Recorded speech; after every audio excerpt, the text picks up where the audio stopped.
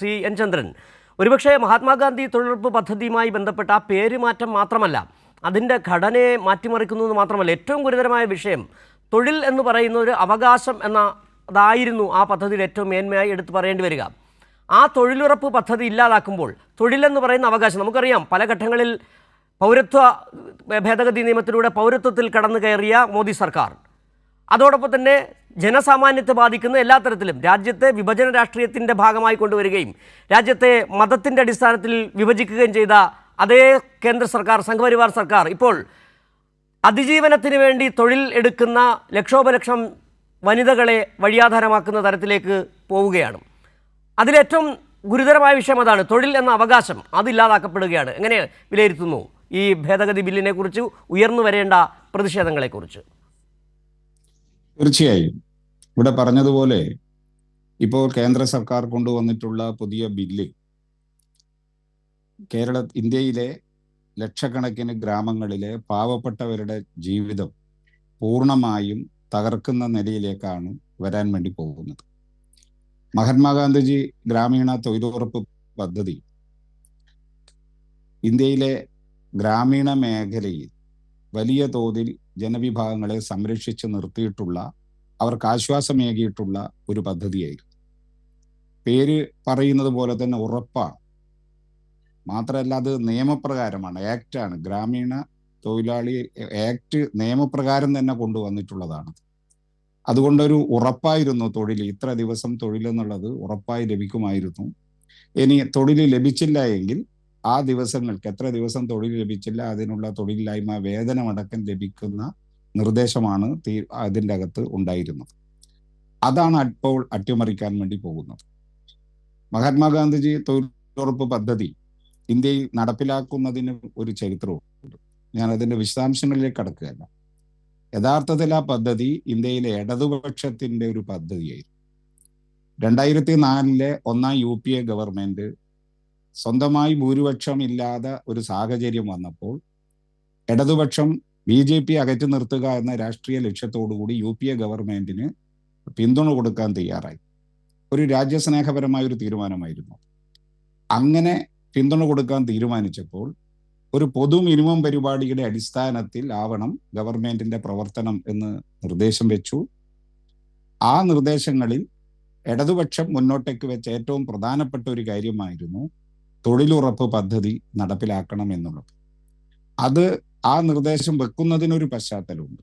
ആ പശ്ചാത്തലം 1991 മുതൽ ഇന്ത്യയിൽ നടപ്പിലാക്കിയ ആഗോളവൽക്കരണ നയം ഇന്ത്യയിലെ ഗ്രാമീണ മേഖല, അതിൽ പ്രധാനപ്പെട്ട തൊഴിൽ ലഭ്യമാകുന്നത് കാർഷിക മേഖലയിൽ നിന്നാണ്. ഈ ആഗോളവൽക്കരണ നയത്തിന്റെ ഭാഗമായിട്ട് കാർഷിക മേഖല തകർന്നു, കാർഷിക മേഖലയിലെ തൊഴിലുകൾ ഇല്ലാതായി. ആ ഒരു പശ്ചാത്തലത്തിലാണ് ഗ്രാമീണ മേഖലയിലെ ജനങ്ങൾക്ക് ജീവിക്കാൻ വേണ്ടി ഇങ്ങനെയൊരു പദ്ധതി കൊണ്ടുവരണമെന്ന് പറഞ്ഞത്. ഒന്നാം UPA ഗവൺമെന്റ് ആ പദ്ധതി നടപ്പിലാക്കാൻ വേണ്ടി ആദ്യം മടിച്ചു. അതിന്റെ ഭാഗമായിട്ട് ആദ്യം 200 ജില്ലയിലെ നടപ്പിലാക്കിയുള്ളൂ. പിന്നീടാണ് എല്ലാ ജില്ലകളിലും നടപ്പിലാക്കിയത്. അതിന്റെ വിശദാംശങ്ങളിലേക്ക് പോകുക. ഈ പദ്ധതി ഇന്ത്യയിലെ ഗ്രാമീണ മേഖലയിൽ വലിയ ചലനം സൃഷ്ടിച്ചിട്ടുള്ളതാണ് എന്നതാണ് ഇത്രയും കാലത്തെ നമ്മുടെ അനുഭവം. ഒന്ന്, ജനങ്ങളുടെ വരുമാനം ഒരു പരിധി വരെ സംരക്ഷിച്ചു നിർത്തി. രണ്ടാമത്തത്, അതുവരെ എന്തായിരുന്നു അനുഭവം? ഗ്രാമീണ മേഖലയിലെ കാർഷിക ജോലി ഇല്ലാതായതിനെ തുടർന്ന് ആളുകൾ കൂട്ടം കൂട്ടമായി നഗരങ്ങളിലേക്കും മറ്റു പ്രദേശങ്ങളിലേക്കും തൊഴിൽ തേടി പലായനം ചെയ്യുന്ന ഒരു അവസ്ഥയായിരുന്നു.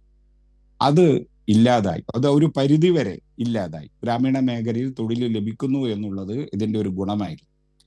ഏറ്റവും പ്രധാനപ്പെട്ട കാര്യം ഇവിടെ സൂചിപ്പിച്ചതുപോലെ തൊഴിലാളികളിൽ 50-60% സ്ത്രീകളായിരുന്നു.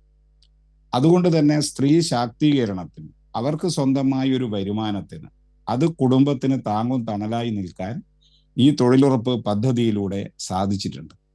അതുപോലെ തന്നെ ഗ്രാമീണങ്ങളിൽ ജലസേചന പദ്ധതികൾ, കുളങ്ങൾ, അതുപോലുള്ള നിരവധി പദ്ധതികളൊക്കെ വന്നതോടുകൂടി ഗ്രാമീണ മേഖലയിലെ ഒരു മുഖച്ഛായ മാറ്റാനും ഈ പദ്ധതി കൊണ്ട് സഹായിച്ചിട്ടുണ്ട്. ഇതാണ് ഇപ്പോൾ അട്ടിമറിക്കാൻ പോകുന്നത്. ഈ പുതിയ നിർദ്ദേശപ്രകാരം തൊഴിലെന്ന് പറയുന്നത് ഒരു ഉറപ്പായ ഒരു കാര്യമായിട്ട് മാറുന്നില്ല. അവകാശം എന്നുള്ളത് മാറ്റിയിരിക്കുന്നു. കേന്ദ്ര ഗവൺമെന്റ് നിർദ്ദേശിക്കുന്ന പദ്ധതികൾക്ക് അനുവദിക്കുന്ന ഫണ്ടിന് അനുസരിച്ച് മാത്രമേ തൊഴിൽ ലഭിക്കുകയുള്ളൂ.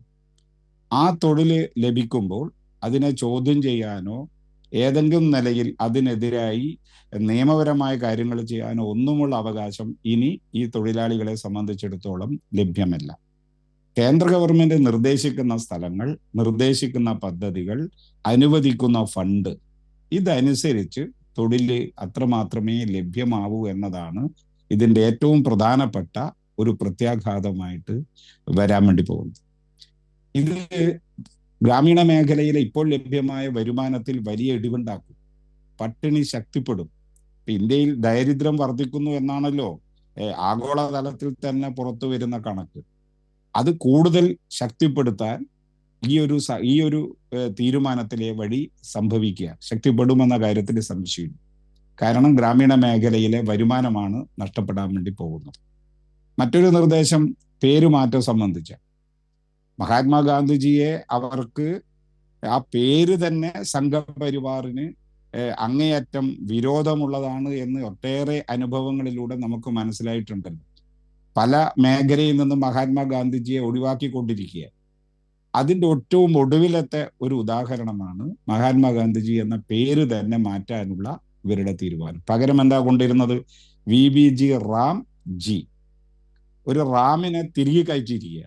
വളരെ സമർത്ഥമായി, വളരെ സൈലന്റായി ഒരു റാമിനെ ഇതിൻ്റെ അകത്ത് തിരികെ കയറ്റിയിരിക്കുക. അപ്പോൾ ആ പേര് റാം എന്നുള്ളത് ആവർത്തിച്ച് ഈ പദ്ധതിയുടെ ഭാഗമായിട്ട് വരുമ്പോൾ അവരുദ്ദേശിക്കുന്ന ഒരു സങ്കല്പമുണ്ട്.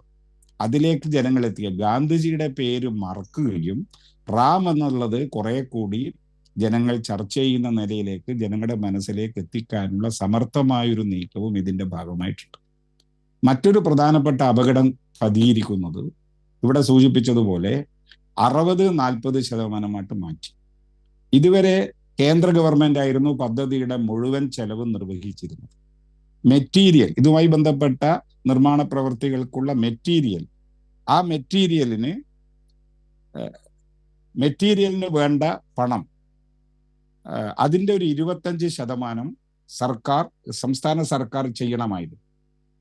അത്രയേ ബാധ്യത ഉണ്ടായിരുന്നുള്ളൂ. മെറ്റീരിയലിന് വേണ്ടി ഉപയോഗിക്കുന്ന പണത്തിന്റെ 25% സംസ്ഥാന സർക്കാർ എടുക്കേണ്ടത്. ഈ പുതിയ നിർദ്ദേശപ്രകാരം 60-40% പദ്ധതി വിഹിതമായിട്ട് വരുന്നത്.